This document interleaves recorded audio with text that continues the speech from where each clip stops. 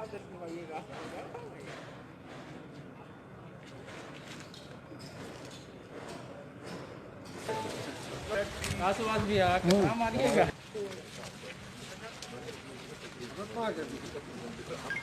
बबलू जी कौन है? हम अगले 3-4 दिन में वो टाइमलाइंस को वैलिडेट कर देंगे और मुझे विश्वास है, अभी निशिकांत जी से भी बात हुई, हमारे सचिव आए हुए हैं साथ में, हमारे मंत्रालय के और एयरपोर्ट्स अथॉरिटी के अध्यक्ष हैं। तो हम ये चाहेंगे कि जो ज़रूरी काम है उसको करने के बाद नवंबर के पहले हफ्ते से, सप्ताह से कुछ फ्लाइट शुरू हो जाए।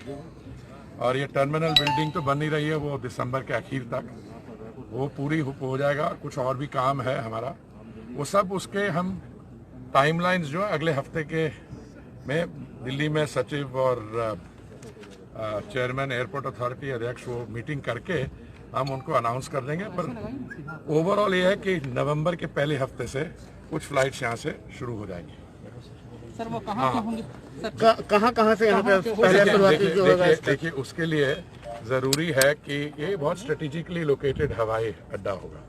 देखिए इसमें ऐसा है कि आबादी यहाँ की कम है पर डिमांड बहुत ज़्यादा है। तो कारण आपको मालूम है, यहाँ पे जो हमारी कल्चरल सेंटर्स हैं, बाकी फैसिलिटीज़ हैं, तो एयरलाइन से हमारी बातचीत होगी सोमवार को।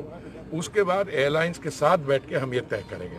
पर मुझे लगता है कि क्योंकि इस स्थान की बहुत पवित्र जगह है और बहुत हमारे इसमें कल्चरल सिग्निफिकेंस है, हर वर्ष करोड़ों में लोग आते हैं यहाँ पे, तो मुझे लगता है कि शुरुआत होगी कुछ डेस्टिनेशंस पे, पर जैसे ही इंफ्रास्ट्रक्चर दिसंबर तक कंप्लीट होता है और आगे बढ़ते बढ़ते तो और जगहों में और फ्रीक्वेंसी बढ़ जाएगी।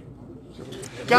हाँ जी, एक और बता दें। देखिए ऐसा है हमेशा ज़रूरी होता है जहाँ पर भी हम किसी एयरपोर्ट को ऑपरेशनलाइज करते हैं तो ज़रूरी होता है कि जो लोग पिलग्रिम्स आते हैं या बिजनेस के लिए लोग आते हैं, तो हवाई अड्डे के आसपास एक कुछ ऐसी फैसिलिटीज़ होनी चाहिए जैसे एयरोसिटी हुआ। तो मुझे ये अभी जानकारी मिली कि बहुत वर्ष पहले एक प्रपोजल आया था, तो अभी ये है एक हमारा ये जॉइंट वेंचर है एयरपोर्ट अथॉरिटी और राज्य सरकार का 51 और 49%। तो मैंने अध्यक्ष जी को ये कहा कि वो पुराना प्रपोजल निकालें एयरोसिटी का, उसको देखें, उसको कितना ट्वीक करना होगा, क्या करना होगा, पर ये ज़रूरी है कि हम उसको भी आगे बढ़ाएं साथ साथ। क्या मान रहे हैं सर, यहाँ से नवंबर में उड़ान शुरू हो रही है आपकी, तो क्या मान रहे हैं और किस प्रकार से यहाँ पर विकास होगा? देखिए माननीय प्रधानमंत्री जी जो पिछड़े क्षेत्र को डेवलप करना चाहते हैं, और हमारे लिए सबसे बड़ा सौभाग्य ये हुआ कि माननीय हरदीप सिंह पुरी जी जो है सिविल एविएशन के मिनिस्टर बन गए। और मैंने जब इनसे बात की हमेशा उन्होंने कहा और टाइमलाइन दे दिया, यदि कोविड नहीं होता तो मैं आपको ये कह सकता था दावे के साथ कि सितंबर अक्टूबर में जो है ये चालू हो जाता, लेकिन अभी भी मात्र 1-1.5 महीने का ही डिले हो पाया कोविड के कारण। ये खुद से विजिट करने के लिए आए हैं, तो नवंबर पहले सप्ताह में जब हो जाएगा तो आप इस क्षेत्र के लिए कितना बड़ा वरदान होगा आप खुद से अनुभव कर सकते हैं। 4 से 5 करोड़ लोग यहाँ आते हैं और मुझे लगता है कि भारतीय जनता पार्टी की सरकार इससे बढ़िया कोई काम नहीं कर सकती। उन्होंने क्या कहा था कि गांधी जी के लिए तो क्या हम सबसे बड़ी ट्रिब्यूट दे सकते हैं कि 2 अक्टूबर 2019 जब उनकी हम वो सेलिब्रेशन करेंगे तो सारा भारत ODF होना चाहिए, ओपन डेफिकेशन फ्री।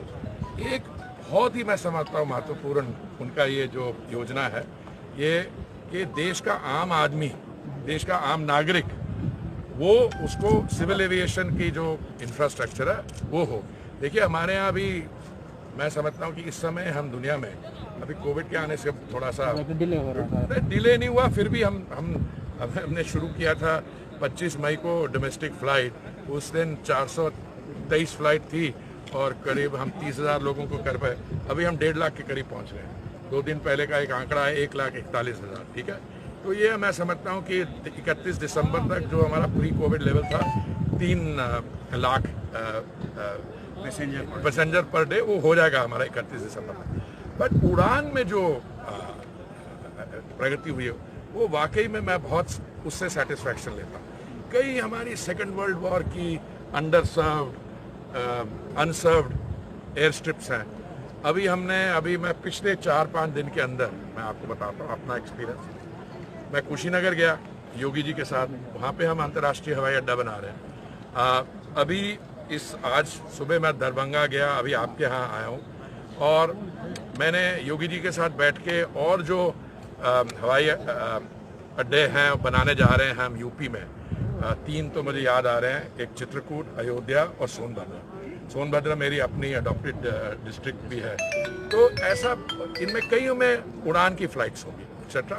और अभी उड़ान की फेज 4 में हमने बहुत सारी फ्लाइट्स ऑपरेशनलाइज कर ली।